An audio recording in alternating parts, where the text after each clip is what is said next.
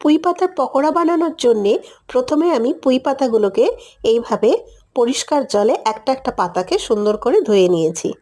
তারপরে হালকা করে নুন মাখিয়ে দিয়েছি। এরপরে আমি একটা বেসনের ব্যাটার বানাবো। তার মধ্যে দিয়েছি আন্দাজ মতো নুন, চিনি, হলুদ আর লঙ্কা গুঁড়ো। খুব ভালো করে ফেটিয়ে নিয়েছি। এইভাবে এক একটা পাতাকে বেসনের ব্যাটারের মধ্যে ডুবিয়ে আমি তেলের ভিতরে ছেড়ে দেব।